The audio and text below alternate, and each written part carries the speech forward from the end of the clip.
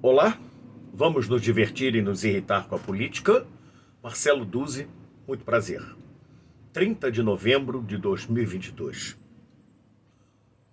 Lula mandou, Alexandre de Moraes obedeceu e antecipou a diplomação para o dia 12. Porque é assim que funciona. Alexandre de Moraes pediu e Lula vai obedecer de criar uma secretaria para controlar as redes sociais, ver o que nós estamos falando. Enfim, será criado o Ministério da Verdade. Vocês têm noção da gravidade dessa situação? Isso já está dito, já está combinado. Já está combinado. O senhor Lewandowski, seguido, está participando de um projeto no Senado para mudar a lei do impeachment. Não só isso, ele está cuidando de um projeto de desencarceramento das pessoas. Fachin proibiu a polícia de subir nos morros cariocas por conta da pandemia, por questão de saúde, seja lá o que isso significa. O que aconteceu? O tráfico, a milícia se armou até os dentes, barricada por todos os lugares. A vida do morador é um inferno, graças ao senhor Fachin, que depois foi corroborada pelo Pleno do Supremo. Então eles estão lá, os bandidos estão lá entrincheirados. Agora, vamos desencarcerá-los. Ora essa. Onde mora a maioria dos bandidos de baixa renda? Moram nas favelas. Eu não estou dizendo que todo favelado é bandido, mas eu estou dizendo que um bandido de baixa renda normalmente mora na favela. E é para lá que ele vai se unir com seus asseclas. A vida do morador do morro será muito pior. A vida do morador da favela será muito pior. Tudo isso com o beneplácito dos senhores juízes da nossa Suprema Corte. Juiz Cambal, com os ministros da Suprema Corte. E é assim que a banda está tocando. Se isso não for ilegal, o que mais seria?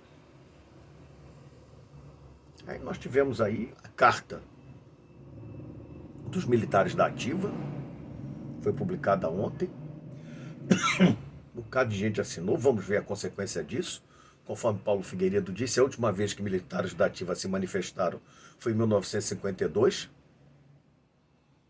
Para quem não está ligando o nome à coisa, foi no ano que o Getúlio se matou. E a carta dos militares era contra o governo Getúlio, que a corrupção graçava. A corrupção graçava. Aí o Getúlio, num gesto político, meteu um tiro no peito e entrou para a história como grande líder e tudo mais, enfim. Coisas do nosso Brasil.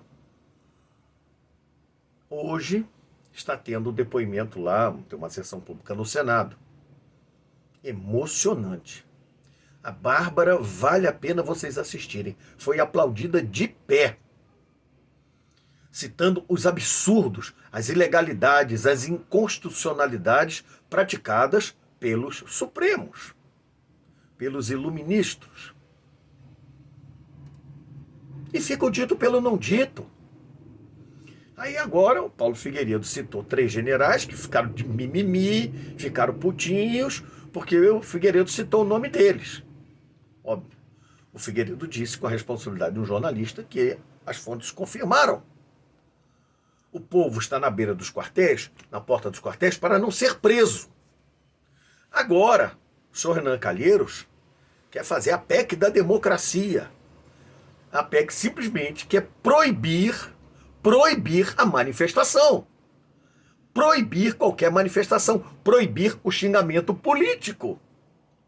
É ou não é uma maravilha? Logo Renan Calheiros, um dos políticos mais sujos que pau de galinheiro, que graças a seus cúmplices no Supremo, o processo dele não anda. Não anda, o inquérito lá não vai para frente. Nada do Renan Calheiros vai para frente. É isso que as pessoas estão nas ruas gritando. O que as Forças Armadas estão esperando para praticar a Constituição?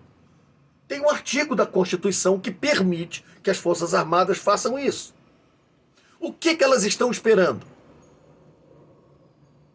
Até combinação de um ladrão corrupto com um dos ministros para antecipar a diplomação. Tá certo. Irão dizer que o dia 19 é a data limite, que pode ser feita antes. Mas a pedido do vagabundo.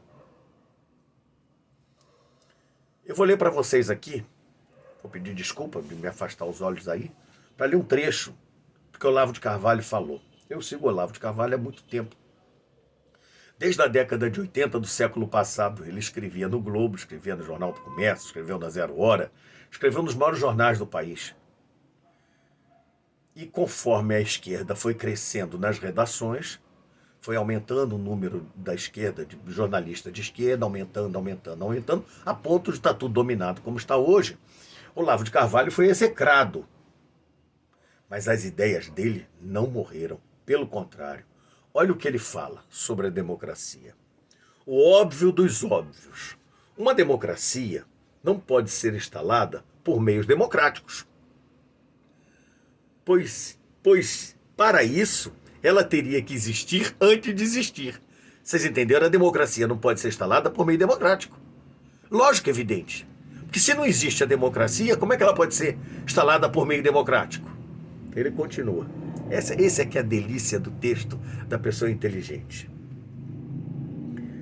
Nem pode, quando moribunda, ser salva por meios democráticos.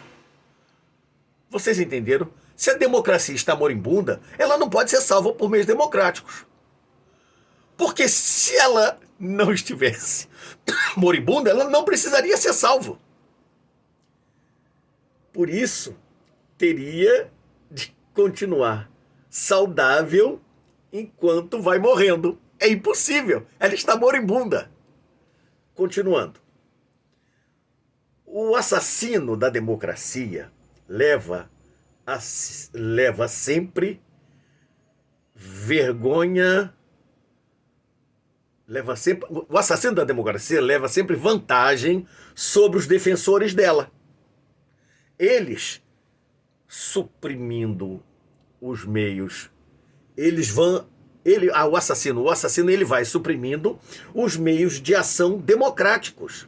E quando alguém tenta salvar a democracia por outro meio, os únicos possíveis, vocês entenderam? Porque o assassino da democracia, ele leva vantagem. Ele leva vantagem. Porque quando alguém vai defender a democracia por meios que não sejam democráticos, ele é imediatamente acusado de ser contra a democracia. Porque o único meio de salvar uma democracia é através de meios não democráticos. É assim que muitos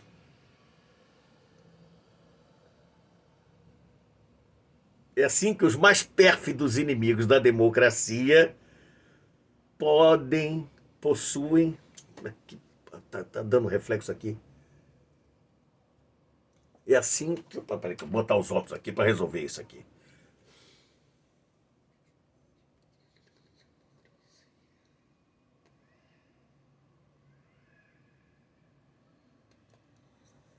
É assim que os mais pérfidos heróis da democracia posam de supremos heróis da democracia. Vocês entenderam o texto? Saiu meio truncado, eu peço desculpa, porque realmente eu estou com um problema de leitura aqui, está difícil de ler. Mas esse texto do Olavo de Carvalho é perfeito. Ele diz o seguinte: não tem como salvar a democracia através de meios democráticos. Por quê? Porque a democracia está moribunda. Se a democracia estivesse sã, não precisaria ser salva. E se ela está doente, não são os meios democráticos que vão salvá-la. Porque, para combater a democracia, já estão usando meios não democráticos.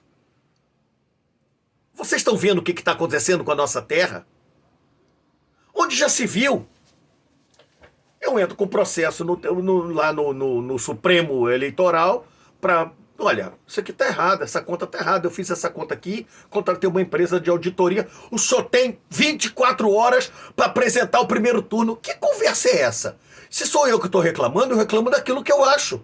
Não é o juiz que vai dizer para mim do que eu tenho que reclamar. Tudo bem, eu obedeço, eu trago então o estudo do primeiro turno e aviso. Já está aí no processo, o primeiro turno já está no processo. Sabe o que acontece comigo? Em 13 minutos, o juiz diz, vá se catar e eu vou lhe dar uma multa de 22 milhões e 900 mil reais. Sem ler, sem ler. E olha, e o processo do radiolão também está correndo. Estão falando agora lá na audiência do Senado, está tudo provado. Existem duas empresas de auditoria que controlam a mídia, toda a mídia do Brasil.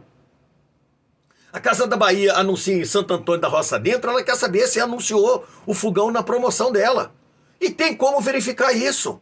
Existe tecnologia para isso. Eles usaram essa tecnologia. Vocês sabem quantas inserções do Bolsonaro deixaram de ser apresentadas pelas 4.000 e poucas rádios, 5.000 e poucas rádios? 1.200.000 inserções deixaram de ser apresentadas. E não pode nem questionar, e nem o tribunal dar uma explicação sobre isso. Aí o tribunal diz, nós não temos obrigação de fiscalizar. Mas espera aí. Toda a mídia vai para um centro do TSE e é lá que a rádio busca. Se a rádio não buscou, o TSE tem como ver isso. Mas não. Nada disso. O importante é dar posse ao ladrão. Afinal de contas, mudar a lei, né? Ele foi descondenado. Mudaram a lei para colocar esse vagabundo no poder. Quando eu digo ele de ladrão, já falei a vocês. Não sou eu que estou falando isso. Falo isso baseado na decisão do juiz de primeira instância, depois pelo TRF4, que teve mais 3 juízes, e depois o Superior Tribunal de Justiça, que corroborou, inclusive o TRF4, aumentou a pena do juiz de primeira instância. Ladrão, corrupto, ocultação de patrimônio. E agora vão querer levar na mão grande. E os nossos generais ficam de mimimi, estão aí putinhos, que foram denunciados pelo Paulo Figueiredo, não foram denunciados, disseram que estão fazendo corpo mole. E é o único meio legal que a gente tem. A gente vai continuar na porta dos quartéis. Porque o ladrão não vai subir a rampa. É muito difícil entender isso. O povo acordou, acabou, pode criar lei, pode fazer o que for, mas o ladrão não vai subir a rampa. É isso, o recado da rua é esse. Tá muito difícil de entender. Será possível, meu Deus? Bom, vocês desculpem esse vídeo um pouco mais longo, um pouco mais exaltado, mas a gente vai ficando assim. Se você gostou do vídeo, por favor, curta, compartilhe com os amigos, divida com todo mundo, se inscreva no canal, isso é muito importante. Eu já tive 2 vídeos bloqueados, provavelmente esse aqui deve ir pelo mesmo caminho. Enfim, a gente tenta não se exaltar, mas não é possível, diante de tanta iniquidade, permanecer em silêncio. Eu sei falar, e o que eu posso fazer é falar. O ladrão não vai subir a rampa.